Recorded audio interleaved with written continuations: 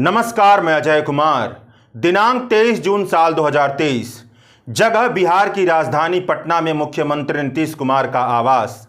इस जगह पर वह मीटिंग हुई जिसका इंतजार भारतीय चुनावी राजनीति के जरिए भारत की मौजूदा वक्त की क्रूर खामियों में बदलाव की उम्मीद रखने वाले लोगों को बेसब्री से था। इस मीटिंग में कन्याकुमारी से लेकर जम्मू कश्मीर तक भारतीय चुनावी राजनीति के मैदान पर पसरी 15 विपक्षी राजनीतिक दल शामिल हुए। एक तरह से कहा जाए तो वह तमाम छोटी बड़ी पार्टियां इस बैठक में शामिल थीं, जो भाजपा की अलगाववादी राजनीति के खिलाफ समावेशी राजनीति करने का दावा कर रही हैं।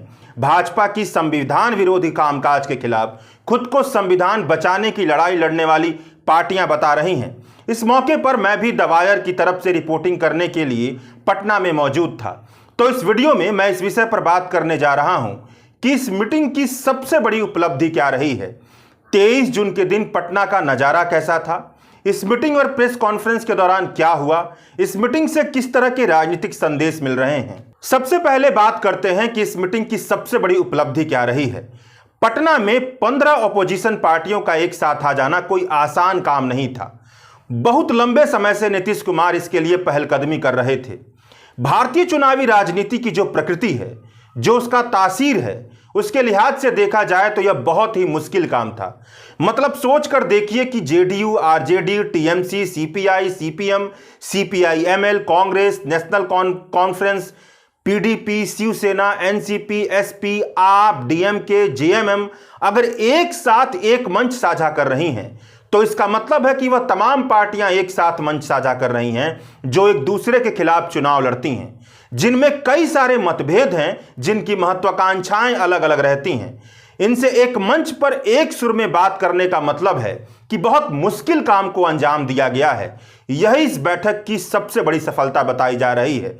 राजनीतिक जानकार भी यही कह रहे हैं कि अगर आप इस बैठक को इस लिहाज से देखेंगे कि कौन किस सीट से लड़ेगा, कॉमन मिनिमम एजेंडा क्या होगा, लड़ने की रणनीति क्या होगी, तो आपको कोई ठोस जवाब नहीं मिलेगा।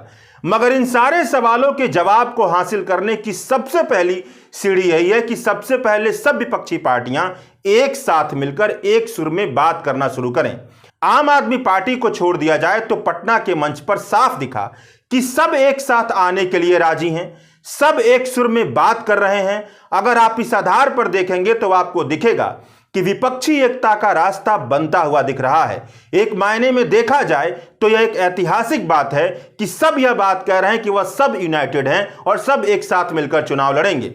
विपक्षी एकता का पूरा विचार इस बुनियादी रणनीति पर टिका है कि भारतीय जनता पार्टी मीडिया को अपनी जेब में रखने, संस्थाओं को हड़पने, अथाह पैसा होने और सांप्रदायिकता का नफरती एजेंडा बनाने के बावजूद भी लोकसभा चुनाव में 40% की सीमा पार नहीं कर पाई है। यानी भारत के कुल वोटरों में वैसे वोटरों की संख्या ज्यादा है जो भारतीय जनता पार्टी को वोट नहीं देते हैं। First past the post system होने की वजह से सभी राजनीतिक दल चुनाव लड़ते हैं और वोटों का बंटवारा हो जाता है। अगर भाजपा के खिलाफ तमाम राजनीतिक दल ऐसी रणनीति बना लेते हैं कि वोटों का बंटवारा न हो तो चुनाव में भाजपा को कड़ी टक्कर दे सकते हैं। यही वह जमीन है जहां पर विपक्ष अपनी तमाम खामियों और संसाधनों की कमियों के बावजूद भी भाजपा पर मजबूत दिखाई दे रहा है। प्रेस कॉन्फ्रेंस के दौरान लालू यादव ने भी यही बात कही कि जनता की शिकायत रहती है कि आप लोग एक साथ नहीं आते हैं। एक साथ ना आने की वजह से वोट का बंटवारा हो जाता है और भाजपा आरएसएस वाले जीत जाते हैं। तो लीजिए, हम सब एक साथ आ गए हैं। इसलिए विपक्षी एकता के मंच पर तकरीबन 15 पार्टियों का अपने मतभेदों को किनारे कर एक साथ चुनाव लड़ने के लिए तैयार होना भारतीय चुनावी राजनीतिक इतिहास में बहुत बड़ी बात है। अगर भाजपा के खिलाफ इन सभी पार्टियों ने एक साथ मिलकर केवल एक उम्मीदवार हर संसदीय क्षेत्र से उतारा तो 12 राज्यों के 328 सीटों पर सीधे असर पड़ेगा। मुकाबला दो तरफा होगा तो वजन इन 15 पार्टियों के समूह के पीछे ज्यादा झुका होगा। अब जहां तक कौन किस सीट से लड़ेगा, कॉमन मिनिमम एजेंडा क्या होगा, किस रणनीति को आधार बनाते हुए किस राज्य में चुनाव लड़ा जाएगा, इन सारे सवालों के जवाब की बात है तो इस बैठक के प्रेस कॉन्फ्रेंस के दौरान कांग्रेस के अध्यक्ष मल्लिकार्जुन खड़गे ने कहा कि 10 से 12 जुलाई में शिमला में अगली बैठक की जाएगी। इस बैठक में इन सारे सवालों पर चर्चा होगी, यानी विपक्षी एकता की चुनावी रणनीति क्या होगी, उसकी बुनियादी तैयारी करने का प्रोसेस पूरा हो चुका है। केवल उसे एक ढंग के सांचे में तब्दील करने का काम बाकी है, जो आने वाले दिनों में दिखेगा। इस मीटिंग पर भाजपा का एक धड़ा यह कह रहा था कि तमाम विपक्षी दल एक साथ नहीं आ सकते हैं। हो सकता है कि मीटिंग के दौरान ही लड़ाई हो जाए। इस मीटिंग ने कम से कम यह जवाब तो दे दिया है कि तमाम विपक्षी दल एक साथ बैठकर सुचिंतित तरीके से भाजपा के खिलाफ एक साथ बोल सकते हैं, एक साथ चुनाव लड़ने के लिए तैयार हो सकते हैं। यही इस मीटिंग की सबसे बड़ी उपलब्धि बताई जा रही है। आप पूछ सकते हैं कि जब 15 पार्टियां एक साथ आ रही हैं तो इस मीटिंग का आयोजन बिहार के पटना में ही क्यों किया गया, तमिलनाडु या महाराष्ट्र में क्यों नहीं किया गया? इस सवाल का जवाब पटना के राजनीतिक जानकारों ने दो तरीके से दिया। पहला जवाब तो वही था कि जो बंगाल की मुख्यमंत्री ममता बनर्जी ने कहा कि पटना जन आंदोलनों की भूमि रही है, इसलिए इस जन आंदोलन की शुरुआत पटना से होनी चाहिए। दूसरा जवाब यह था कि उत्तर भारत में भाजपा मजबूत है। भाजपा जिस पूंजीवादी, ब्राह्मणवादी, हिंदुत्ववादी, कॉरपोरेट तानाशाही राजनीति का प्रतीक है, ठीक उसके उलट पटना समाजवादी, सामाजिक न्याय और गठजोड़ गठबंधन से बनी राजनीति का प्रतीक है। भाजपा अगर अपने आप को अखिल भारतीय पार्टी बताकर भारत के संघीय ढांचे को दबाते हुए लगती है, तो ठीक इसके उलट पटना क्षेत्रीय पार्टी के दबदबे का प्रतीक है, जो भारतीय संघवाद को मजबूत बनाता है। कहने का मतलब यह है कि पटना विपक्ष की राजनीति के लिए एक सुसंगत प्रतीक के तौर पर नजर आता है। इसलिए विपक्षी एकता की बैठक के लिए पटना का चुनाव किया गया। चूंकि नीतीश कुमार पहलकदमी कर रहे थे, तो इसकी भी संभावना बनती है कि पटना का चुनाव क्यों किया गया। 23 जून के दिन पटना के नजारे की बात करें तो पटना की ज्यादातर सड़कें विपक्षी एकता बैठक के रंग में रंगी हुई थीं। पटना के मशहूर चौराहे पर लगे पोस्टरों पर तेजस्वी यादव, नीतीश कुमार के साथ मल्लिकार्जुन खड़गे और राहुल गांधी की मौजूदगी थी। मगर पोस्टर साफ तरीके से बता रहे थे कि पोस्टर में मल्लिकार्जुन खड़गे और राहुल गांधी लीड की भूमिका में दिखाई दे रहे हैं। नारा लिखा हुआ था, भाजपा भगाओ देश बचाओ, भाजपा भगाओ लोकतंत्र बचाओ। देश की एकता और अखंडता को बचाने के लिए विपक्षी दलों का जुटान। अगर पटना के हवाई अड्डे से नीतीश कुमार के आवास तक मौजूदा पोस्टरों की बात की जाए तो इस पूरी सड़क पर कांग्रेस के पोस्टर बहुत ज्यादा थे। जानने समझने वाले कह रहे थे कि अगर पोस्टरों की राजनीति से देखा जाए तो पोस्टरों के मामले में कांग्रेस की धुरी के इर्द गिर्द सारी पार्टियां दिखाई दे रही हैं, और यही होगा भी। अगर आप देश के संदर्भ में देखें तो कांग्रेस को आगे कर जो छवि बनती है वह दूसरी पार्टियों के साथ नहीं बनती है। कांग्रेस केवल पार्टी ही नहीं है, बल्कि भारतीय स्वतंत्रता आंदोलन का नेतृत्व करने वाली सबसे बड़ी इकाई है, सबसे बड़ा संगठन है। इसलिए लोगों के बीच रायशुमारी की लड़ाई में कांग्रेस का कद अब तक भारत की सभी पार्टियों में सबसे बड़ा है। इसे गंवाना नहीं चाहिए, उसकी एक लंबी विरासत रही है। कांग्रेस बिहार, उत्तर प्रदेश जैसे राज्यों में कमजोर है। अगर विपक्षी एकता का ठोस खाका बनेगा तो कांग्रेस की रवैये से लगता है कि वह त्याग करने के लिए भी तैयार है। मगर जो कांग्रेस का ऐतिहासिक योगदान है वह उससे भारतीय राजनीति के केंद्रीय धुरी पर बहुत लंबे समय तक बनाए रखेगा। रणनीति के लिहाज से कागज पर और मैदान में चाहे जैसी भी चाल चली जाए, मगर रायशुमारी की लड़ाई में कांग्रेस बनाम भाजपा की लड़ाई ही होगी। इसलिए इन पोस्टरों में कोई गलत बात नहीं है। कांग्रेस अखिल भारतीय पार्टी है। क्षेत्रीय पार्टियों के साथ मंच साझा करने के बाद भी, ना चाहते हुए भी, उसका ही दबदबा दिखेगा। पटना की सड़कों पर पसरे विपक्षी दलों के बहुत सारे पोस्टरों में एक दो पोस्टर भाजपा ने भी लगाए थे। भाजपा का सबसे बड़ा पोस्टर भाजपा के पटना मुख्यालय पर लगा था, जिस पर लिखा था, ठग्स ऑफ हिंदुस्तान, भ्रष्टाचार और परिवारवाद का गठजोड़, खूब जमेगा रंग जब मिल बैठेंगे भ्रष्टाचारी संग। यह भाजपा का विरोध था। भाजपा के पोस्टर पर राजनीतिक जानकारों ने कहा कि विपक्षी दलों के पोस्टरों से पूरा पटना पाट दिया जाएगा तो भाजपा कुछ ना कुछ तो करेगी ही। भाजपा या कोई भी पार्टी आखिरकार चुप कैसे बैठ सकती है? यह तो होना ही था। असल बात यह है कि भाजपा ने परिवारवाद और भ्रष्टाचार का जो आरोप लगाया है और जो आगे लगाएगी, उसे कैसे देखना चाहिए। देखिए, पूरी दुनिया में और खासकर दक्षिण एशिया की राजनीति परिवारवाद और भ्रष्टाचार से भरी पड़ी है। एक ईमानदार नागरिक होने के नाते परिवारवाद और भ्रष्टाचार का कोई भी समर्थन नहीं कर सकता है। जो आरोप भाजपा ने कांग्रेस पर लगाए हैं वही आरोप भाजपा पर भी लगाए जा सकते हैं। छानबीन करने पर पता चलेगा कि भाजपा में भी बहुत ज्यादा परिवारवाद है और भ्रष्टाचार तो पूछिए मत। भ्रष्टाचार का परनाला तो रोजाना दिखता है, मगर वह मीडिया में दिखाया नहीं जाता है। सवाल यही है कि क्या भाजपा का विरोध करने वाली पार्टियां भाजपा के भ्रष्टाचार, अनैतिकता, परिवारवाद, संविधान विरोधी हरकतों को जनता के बीच पहुंचा पाती हैं या नहीं। चुनावी राजनीति का महज 25 से 30% हिस्सा महज आंकड़ेबाजी, अर्थमैटिक, अंकगणित और राजनीतिक समीकरणों का होता है। बाकी सारी बातें तो कम्युनिकेशन और विमर्श का खेल है। यहीं पर विपक्ष को मजबूती से बैटिंग करने की जरूरत है।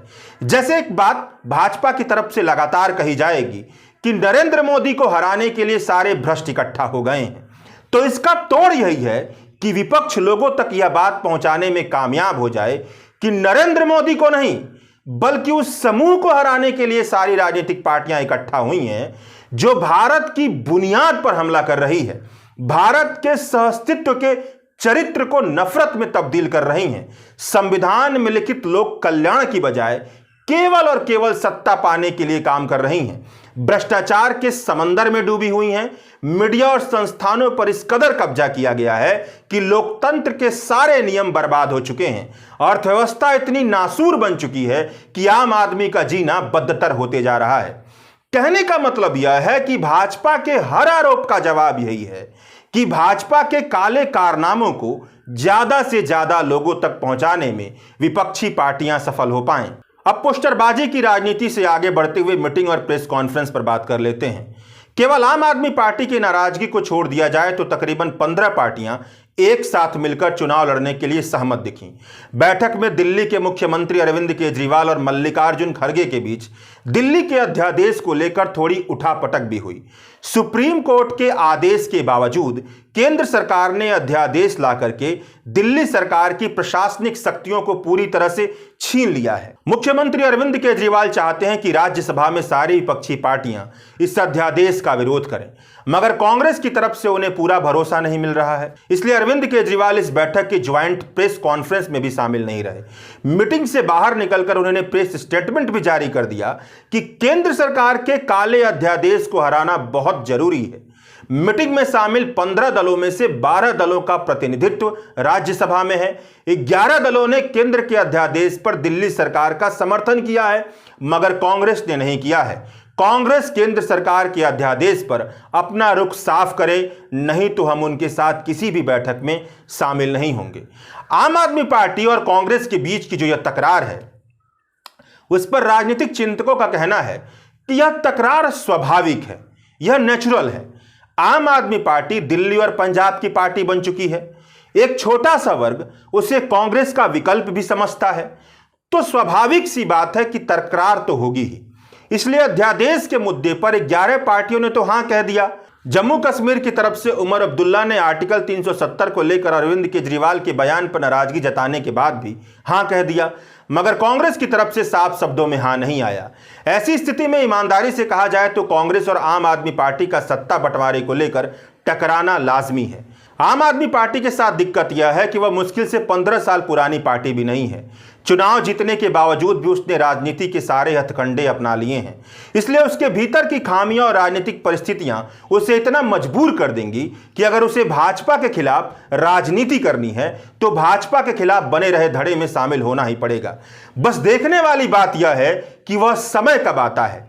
आम आदमी पार्टी के रुख को छोड़ दिया जाए तो प्रेस कॉन्फ्रेंस में मौजूद सभी 15 पार्टी के नेताओं ने जिस तरह से अपनी बात रखी, वह साफ तौर पर इशारा करती है कि वह एक साथ चुनाव लड़ने को लेकर अपने बीच मौजूद मतभेदों के बावजूद एक साथ बढ़ने के लिए तैयार हैं। महबूबा मुफ्ती के मुताबिक आइडिया ऑफ इंडिया के लिए एक साथ आने में उन्हें कोई परेशानी नहीं है। रही बात कि इन 15 पार्टियों का अगुवा कौन होगा, मतलब इस पूरे समूह का नेता कौन होगा, टीवी और अखबारों में 23 जून को चला दिया गया था कि विपक्षी पार्टियों की तरफ से राष्ट्रीय संयोजक के तौर पर नीतीश कुमार को चुन लिया गया है, मगर असलियत में ऐसा कुछ भी नहीं हुआ था। इस तरह की कोई बात नहीं हुई थी, इस तरह का कोई नेता नहीं चुना गया था। राजनीतिक जानकार कहते हैं कि इस पूरे समूह की ताकत यही है कि यह पूरा समूह हमेशा एकजुट दिखे। भाजपा और भाजपा की तरफ से बैटिंग करने वाले रणनीतिकार हमेशा दबाव डालेंगे कि कोई एक चेहरा इस पूरे समूह की एक प्रतिनिधित्व करे, मगर ऐसा करने से बचना चाहिए। जो ताकत नरेंद्र मोदी बनाम विपक्षी समूह से निकलेगी, वही ताकत नरेंद्र मोदी बनाम राहुल गांधी या नीतीश कुमार या किसी भी चेहरे से नहीं निकलेगी। ध्यान देना होगा कि भाजपा के साथ पैसे का पहाड़ था। सीबीआई और ईडी संविधान के मुताबिक काम न करते हुए सत्ता के मुताबिक काम करती रही थी। हिंदू मुस्लिम नफरत का दीवार लगातार खींचा जा रहा था, मीडिया उसके जेब में थी, मगर इन सब के बावजूद भी भाजपा को तकरीबन 38% वोट ही मिले। यानी सारे काले हथकंडे अपनाने के बाद भी भारत का बहुमत भाजपा को वोट नहीं देता है।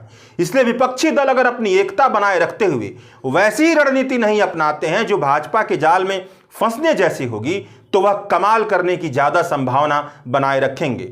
इसी आधार पर देखा जाए तो हाल फिलहाल विपक्षी एकता की जरूरत है, ना कि किसी विपक्षी एकता के नाम पर अगुवा करने वाली नेता की। इन सारी बातों को जानने के बाद विपक्षी एकता की बैठक से जो स्पष्ट संकेत मिलते हैं वह यह है कि अगर 15 पार्टियां एक साथ आई हैं तो इसमें ज्यादातर क्षेत्रीय पार्टियां हैं जिनका अस्तित्व एक राज्य तक सिमटा हुआ है। केवल कांग्रेस ही एक ऐसी पार्टी है जिसका अस्तित्व अखिल भारतीय स्तर का है।